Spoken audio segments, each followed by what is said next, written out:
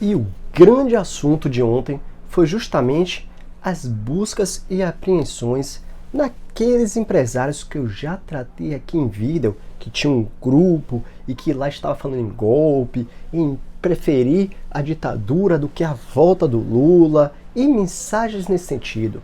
O ministro Alexandre de Moraes determinou a realização de buscas e apreensões, bem como bloqueios de conta, bloqueios de redes sociais, dentre outras medidas desses empresários. E aqui eu já listei e vou listar novamente, só a título de exemplo, você sentir o tamanho do grupo. Luciano Hang, da Havan, temos lá empresários do grupo Coco Bambu, temos lá empresário, dono da Mormai, donos de grandes construtoras lá do Rio de Janeiro, só para você ver o tamanho do grupo. E nesse grupo, todo mundo apoiando Bolsonaro, grandes divulgações, apoiando que o 7 de setembro no Rio de Janeiro seja realizado na Avenida Copacabana, e lá com desfile de armas, de tanques militares, e que teria o apoio da população.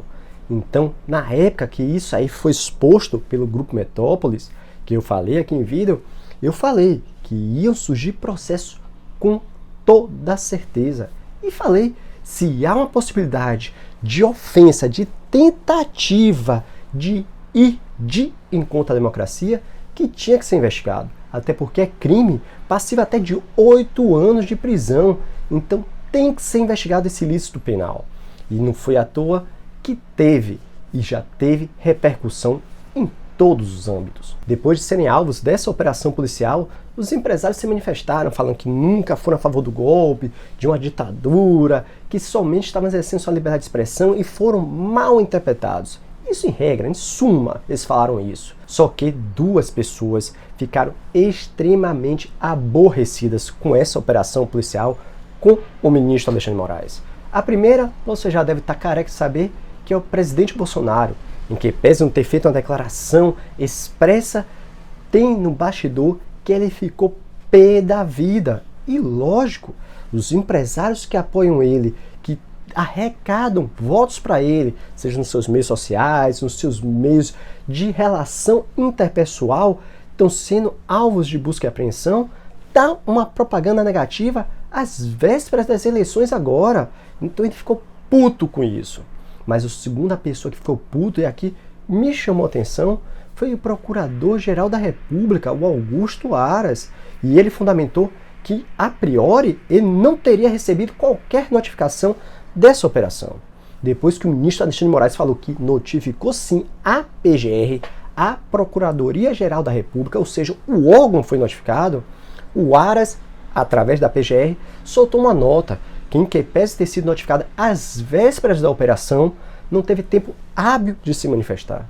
E aqui, na minha singela opinião, acho que não teria diferença nenhuma qualquer manifestação em contrário do Procurador-Geral da República. Primeiro, não envolve nenhum ente da esfera federal, da competência dele essas investigações, e sim pessoas particulares, ou seja, o que é que ele ia se manifestar.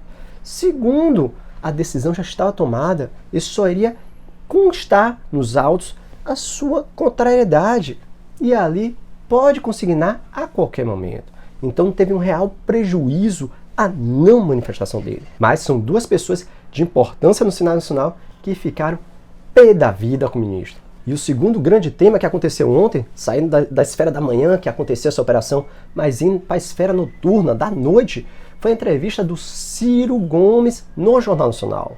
Ele me chamou com a atenção 4 pontos da entrevista dele. Mais um quinto que eu vou tratar logo de cara, que é a entrevista em si. Não senti a mesma posição dos apresentadores incisivos, como foram com o Bolsonaro, ontem com o Ciro. Então isso já me chamou a atenção logo de cara. Mas 4 pontos da fala do Ciro me chamaram a atenção. Primeiro, o Ciro sabe como expor suas ideias.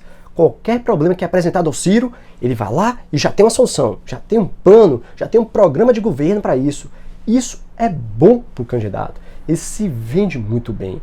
E ontem, diferente do que aconteceu lá na Roda Viva, que eu já tratei aqui em vídeo, que lá ele brigou com a apresentadora, ontem ele estava na calma em pessoa, completamente diferente do seu modo de ser normalmente.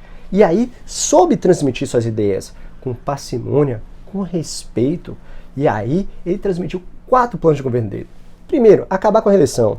E aí me remete a 2018, onde eu ouvi a mesma coisa do atual presidente e nada aconteceu. Pelo contrário, ele está buscando a reeleição agora. O segundo ponto, que se linka ao terceiro ponto, é justamente a criação de um benefício único para as pessoas necessitadas no valor de R$1.000.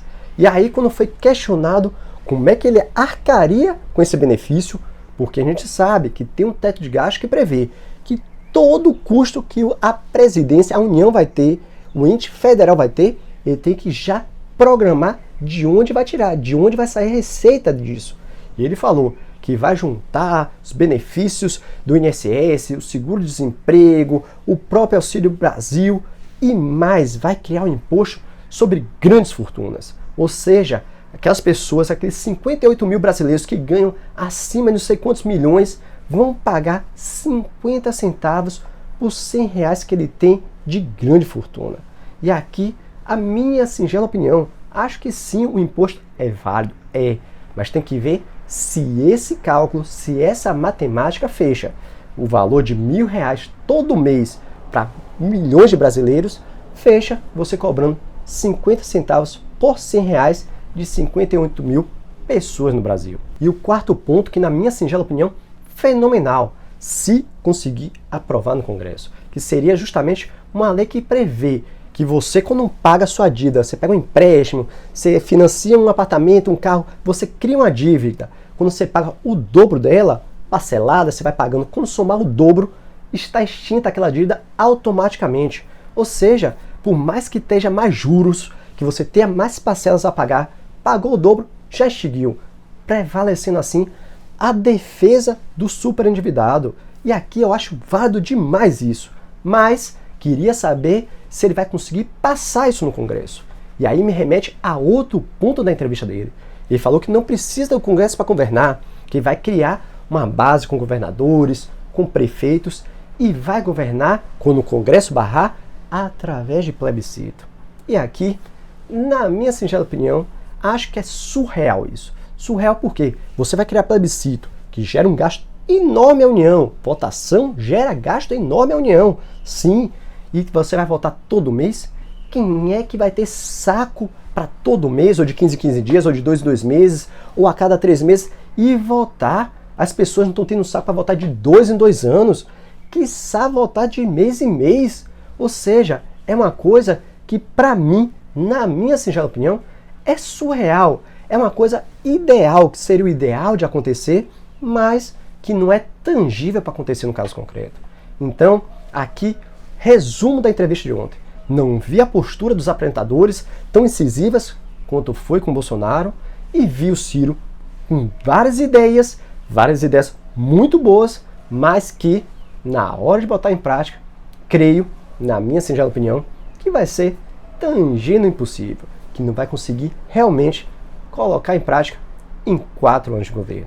Mas essa é só minha singela opinião. Para mais vídeos, se inscreve no canal, aqui é vídeo todo dia. Se você gostou, deixe seu like, compartilhe esse vídeo, por favor, ajude o nosso canal a crescer. E não se esqueça, assista esse vídeo aqui e até o próximo vídeo.